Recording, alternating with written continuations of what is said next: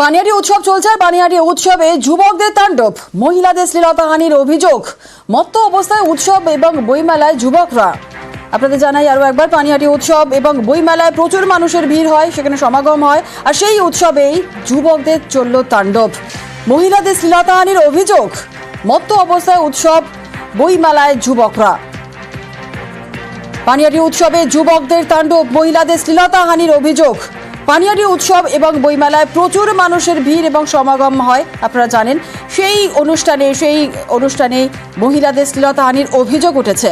পানিহাটি উৎসবে যুবকদের তাণ্ডব, মত্ত অবস্থায় উৎসব এবং বইমেলায় যুবকরা। পানিহাটি উৎসব থেকে ধৃত 2।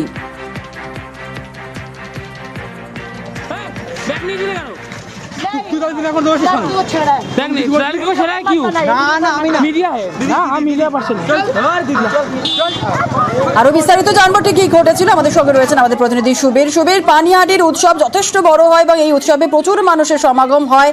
একটু জানতে চাইবো যে এই উৎসবে যুবকদের তাণ্ডব কিভাবে চললো, পুলিশ প্রশাসন কি বলছে?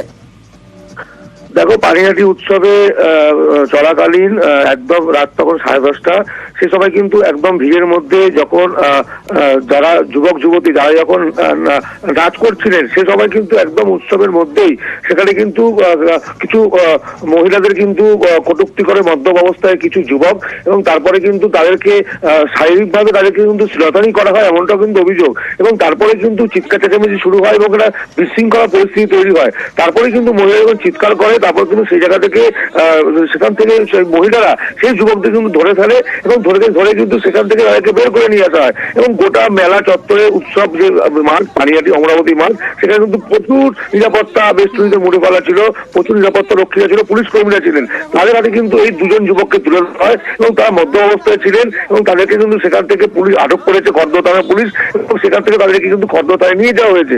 আমরা যোগাযোগ করেছিলাম পানিহাটির বিধায়ক নির্মল ঘোষের সঙ্গে। তিনি কিন্তু বলেছেন যে না, এই ঘটনাটি মেলার ভেতরে হয়নি, এটা সম্পূর্ণ মেলার বাইরে হয়েছে এবং পুলিশ প্রশাসন পুরো বিষয়টি দেখছে এবং যারা এই ধরনের অন্যায় কাজ করবে তাদের বিরুদ্ধে প্রশাসন কঠোর ব্যবস্থা নেবে, এমনটা জানিয়েছেন পানিহাটির বিধায়ক নির্মল ঘোষ। বেশ, ধন্যবাদ।